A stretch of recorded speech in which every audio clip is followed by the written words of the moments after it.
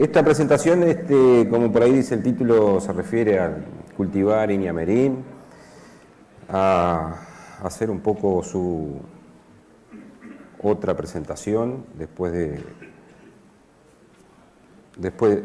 ¿Esto marcha? ¿Sí?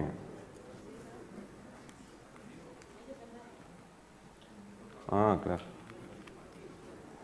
Ahí está. Que hemos hecho su introducción y algunos datos se han ido mostrando a lo largo del tiempo, pero ahora voy a abundar en algunos detalles, alguna información nueva que tenemos. Ahí hay una lista del equipo de gente que trabaja en mejoramiento, con distintos énfasis: Pedro, Federico, Juan, Sebastián, Victoria, Gonzalo.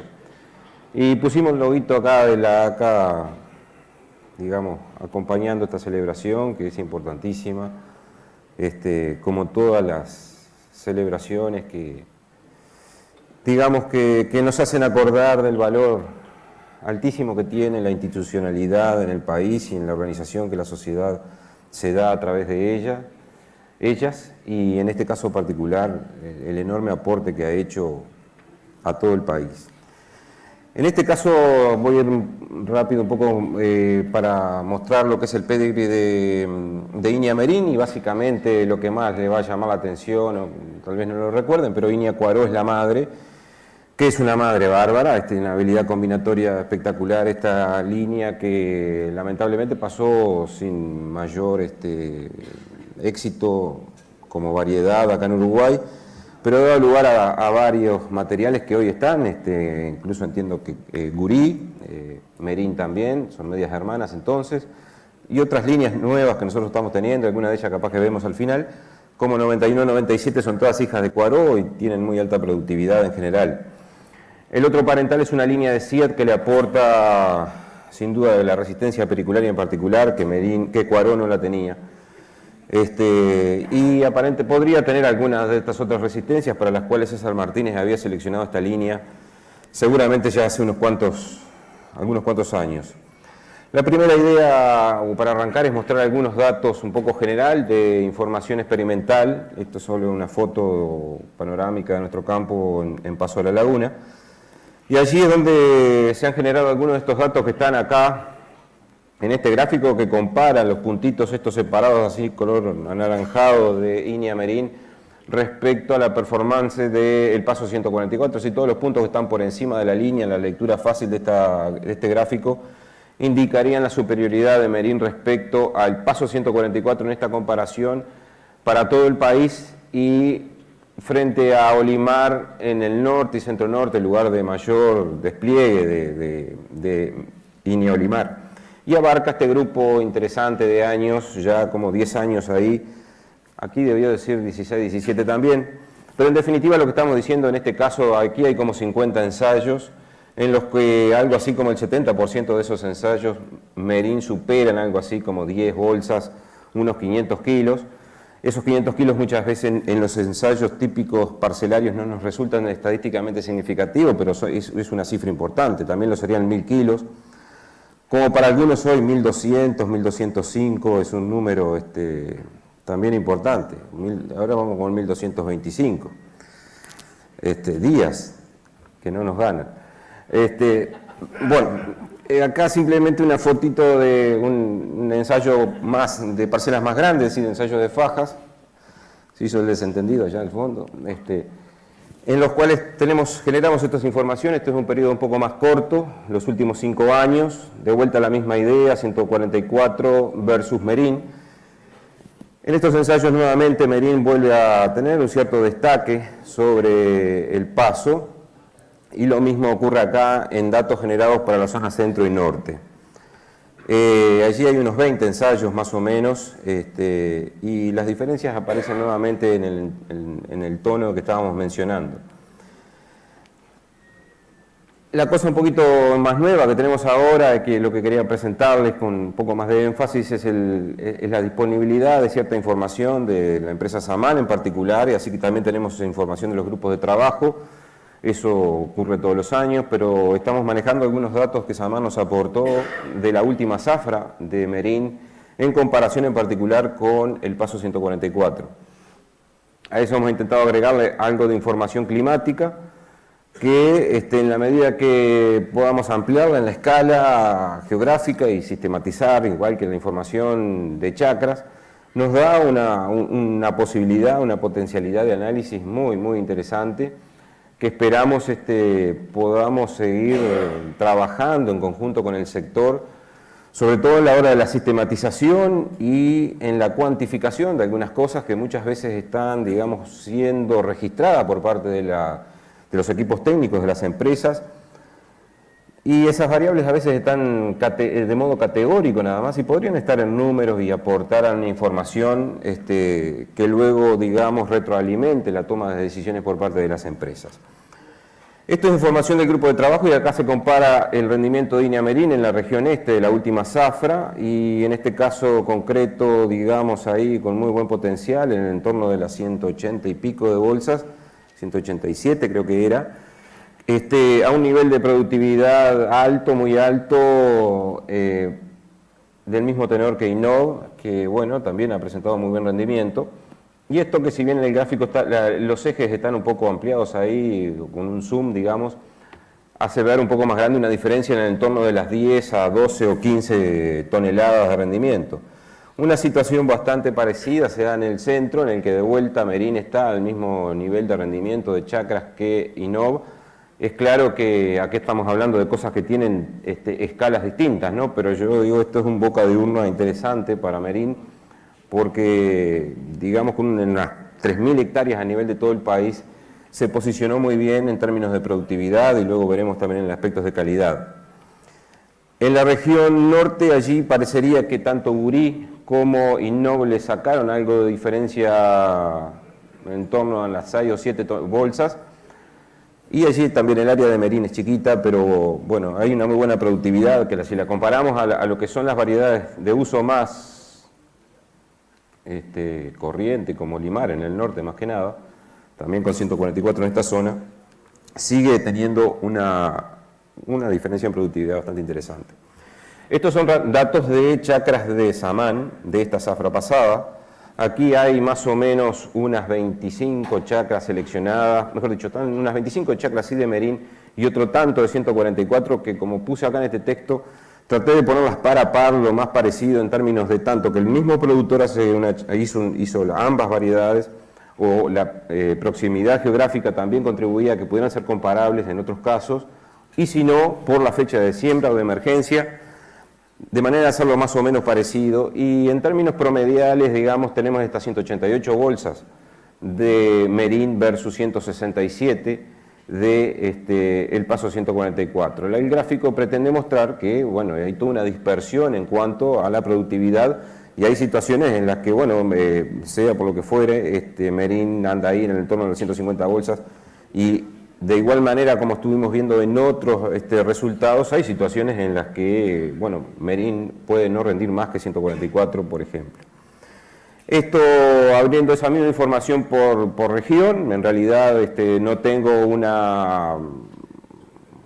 hipótesis de por qué se da todo este gradiente, desde unas pocas bolsas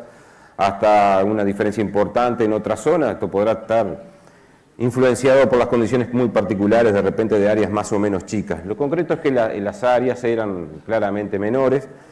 y en promedio, por tirar un número y tener una idea de qué separó una variedad de la otra en términos productivos, está esas 20 bolsas, que de repente están un poquito magnificados, tal vez por algunas situaciones más hacia acá, con muy altas productividades en el caso de Merín. Finalmente, un poco, esto resume algo de la productividad, en tanto en sano y limpio como sano, seco y limpio para ambas, pero Merín se destaca por una buena productividad, estadísticamente acá, luego de varios ensayos parcelarios en este caso, supera estadísticamente a 144, la diferencia está en ese entorno de 10, 13 o 15 bolsas más o menos, esto para el y también esa diferencia se manifiesta tanto en sano, seco y limpio como en rendimiento físico respecto a los testigos. En este caso también le estaría ganando a Olimar. Como ustedes saben, Olimar a nosotros a nivel parcelario nos da muy bien, aunque también hemos visto que no tiene un uso actualmente muy extendido en la zona este del país. Esta información entonces de vuelta otra vez hacia los datos que nos proveía Samán y que estuvimos trabajando, es un total de 168 chacras, en la que la mayoría son de Merín, perdón, de 144 y minoritariamente son de Merín. La diferencia estadísticamente diferente fue a favor de Merín con 9 toneladas y pico versus las 8.7 en el caso de 144. Y lo que intentamos fue ir viendo las distintas variables que se tenían a disposición, a ver si habían sido muy diferentes para una variedad y la otra. Y básicamente fueron todos grupos de chacras sembradas muy temprano, con estas medias de 18 y 9 de octubre, fechas de emergencia dentro del mes de octubre. Esta diferencia parece ser estadísticamente significativa, no tanto respecto al momento en que le entra el agua, es decir, al mes más o menos a ambas variedades. El número de días con riego es más largo para Merín porque tiene un ciclo más largo, sobre todo después de floración, implica un llenado de granos más largo y tal vez explique un poco por ahí el rendimiento. Pero desde el punto de vista del manejo de la fertilización, no tuvieron grandes diferencias y son algunos de los aspectos que está bueno poder analizarlos globalmente, porque tal vez implique algunos puntos de mejora. Yo creo que hemos visto alguna información que diría que de repente Merín es un cultivar que tiene una capacidad de respuesta frente al agregado de nitrógeno más alta que el paso 144 y acá, sin embargo, digamos, con las mismas cantidades de nitrógeno en las etapas más importantes, hay una pequeña diferencia aquí, pero no creo que sea muy relevante. Con ese escenario resulta que Merín produce igualmente mayor cantidad de grano que el paso 144. Entonces, de alguna manera, tratando de jugar con los datos, con las herramientas de estadística que tenemos, intentamos hacer un clúster análisis con el pool de 168 casos de chacras a nivel de todo el país en este caso, y bueno, el análisis da que se formarían 3 grupos, o mejor dicho, yo pedí 3 grupos, en realidad podrían haber sido 2, este grupo 1 es estadísticamente distinto respecto a los otros 2, y en el grupo 1, digamos, aparece casi que el 45% de los casos, acá están las 2 variedades metidas, y cuando abrimos eso, resulta que de las 32 chacras de Merín, 22 de ellas, es decir, el 70% prácticamente, entra dentro del grupo de alta productividad. En el caso del paso 144, entonces, un 40% está dentro de ese grupo y un poco, digamos, desde otro punto de vista pauta lo que estábamos hablando de la mayor productividad que tuvo Merín en esta zafra respecto al 144. Ahora, mirando hacia adentro cada una de las variedades y tratando de entender algo, yo diría que no entendí mucho tampoco, pero bueno, dentro de Merín igual podría plantearme hacer 3 grupos o clústeres distintos y sí, hay uno de muy alta productividad que tuvo aparentemente un nivel de densidad de siembra un poquito más alto, como que hubo una respuesta a la densidad de siembra en las chacras de Merín, favoreciéndola en una mayor productividad. Las fechas de siembras tempranas fueron beneficiosas, claramente, que igual que lo que estaba mencionando Kike, y seguramente todos vivieron esa experiencia en esta zafra pasada. Las siembras tempranas favorecieron la productividad. Y digamos que por otro lado intenté hacer esto, que fue vincular la disponibilidad de factores climáticos respecto a la evolución de los ciclos de las 2 variedades. Parecería ser como que en el caso de Merín tuvimos una condición de radiación muy buena en prefloración y durante floración, 20 días, 10 días más, 10 días menos de la floración, y eso podría haber contribuido, haberle ayudado a una mayor expresión del rendimiento. Este es el tipo de cosas que traté de insinuar al principio, de que sería bueno poder llegar a un nivel de información, por ejemplo, acá para Merín, acá hay una cantidad de supuestos metidos, esto no hay que creérselo mucho, porque en realidad, primero no tenemos información de bioclimáticos todavía para Merín, y poder decir Merín le lleva tantas, acumula tantas unidades térmicas para alcanzar la floración. Asumí 1100 igual que para 144, y ahí según la fecha de emergencia asumía determinadas fechas de floración y a partir de eso manejaba la información climática como para tratar de generar esta información. Pero con poco esfuerzo más de registro, podemos estar teniendo para el 100% del área una información muy relevante para la hora del análisis y entender los procesos como están ocurriendo. En el caso de 144, la misma mecánica, resultó lo mismo, es decir, un grupo de chacras de 144 de mayor rendimiento, 9 toneladas, acá 940, bueno, aquí 9, la densidad de siembra, esto también es una aproximación, porque la información que estuve manejando habla de que la densidad de siembra está dentro de determinados rangos, entonces, bueno, usé promedios de esos rangos, y en definitiva termina dando un número que la gente que conoce los datos de Samán dirá, ¿y este dónde lo sacó? Sale de esas aproximaciones. De vuelta a lo mismo, la fecha de siembra parece estar vinculada bastante con la respuesta en rendimiento y, digamos, aquí no hay tan clara, digamos, una variación en los parámetros, al menos de radiación, tampoco los hubo en temperatura. Sí fue un año, como todos nos acordaremos, muy cálido, y yo creo que de alguna manera este material, Merín y posiblemente las síndicas en general, están agradeciendo el proceso, el momento histórico en que estamos en relación a cómo está el clima, digamos, y están dando una muy buena respuesta productiva. Este es un trabajo, son resultados de un trabajo, me quedan 4 minutos, ¿no? 4. Aquí lo que intentamos esto es una tesis de Matías Mesones, en la cual generamos, trabajamos junto con Jesús, armando un ensayo para generar condiciones de diferente evolución y opciones de desarrollo de la canopia a través de la densidad de siembra y la fertilización nitrogenada, de manera de tener opciones en cuanto a cómo crecía el cultivo y cuál era la respuesta luego en producción de grano. Para hacerla más o menos breve, yo diría que en el caso concreto de Merín encontramos luego de generar varias evoluciones distintas de la canopia, que el índice de área foliar a floración tuvo un impacto muy interesante en la tasa de crecimiento que ese cultivo desarrolló desde floración y la primera etapa de llenado de grano. Es decir, esto es el soporte, la maquinaria, la estructura que permite una alta tasa de crecimiento. Esa tasa de crecimiento le va a estar pegando y construyendo la biomasa más cercana al rendimiento, que luego se relaciona directamente a la biomasa total y en definitiva construye el rendimiento de esa vía. En definitiva, acá hay un montón de información que voy a pasar un poco por alto, pero nuevamente integramos clústeres entre distintos tratamientos de